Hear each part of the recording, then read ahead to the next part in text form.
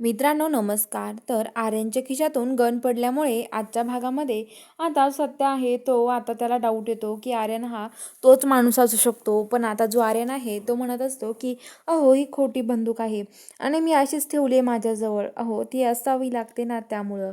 तर आता सत्य आणि मंजूला असं वाटतं की जाऊ द्या, काही नाही एवढं ह्या माणसाचं. पण सत्य आणि मंजू त्याच्यावर विश्वास ठेवतात आणि सत्याच्या आणि मंजूचा तोच विश्वासघात नेमकं करतो.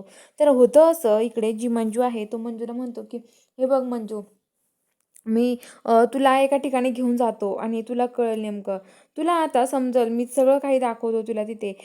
जो हा आहे ना, कुणी हल्ला केला आणि कोण माणूस आहे तो, तुला माझ्यासोबत यावं लागेल असं म्हणतात.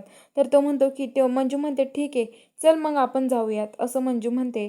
आणि आता जी मंजू आहे ती मंजू म्हणते की चल कुठं जायचं सांग मला फक्त. तर आता लगेच ते म्हणतात की हे बघा आपल्याला एका ठिकाणी जायचं आहे. तर मंजू म्हणते की कुठे जायचं आहे. तर आता लगेच तो म्हणतो की हे बघा, आता मंजूला घेऊन एका ठिकाणी येतो जिथे कोणीच नसेल, त्या ठिकाणी तो घेऊन येतो. त्याचं कॉम्प्युटर तिथे असतं आणि ते कॉम्प्युटर असतं तिथे आणि तो ते कॉम्प्युटरवर बघत असतो आणि ते कॉम्प्युटर तो बघत असतो, लॅपटॉप बघत असतो आणि मंजूला त्या लॅपटॉपवर दाखवत असतो असं असं आहे.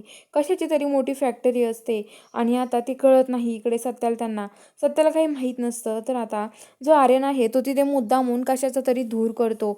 धूर झाल्यामुळे मंजूला तो सहन होत नाही आणि मंजू बेशुद्ध होऊन तिथेच पडते. आणि आता आर्यन जो असतो बेशुद्ध झालेल्या मंजूजवळ जाण्याचा प्रयत्न करतो आणि मंजूजवळ येतो आणि मंजूला स्पर्श करण्याचा प्रयत्न करतो. मंजूच्या तोंडावर हात फिरवतो, मंजूच्या अंगाला हे करतो आणि म्हणतो की आता मंजू कोणीच नाही आहे इथे, आता फक्त आपण दोघंच आहोत इथे असं म्हणत असतो. तर ते म्हणतात की ठीक आहे.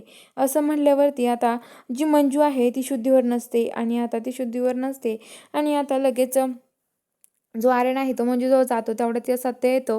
सत्य मोठ्याने ओरडतो. सत्य बऱ्याच माणसांना घेऊन आलेला असतो. सत्य ओरडल्यावरती आर्यन लगेच आता मंजूपासून बाजूला होतो.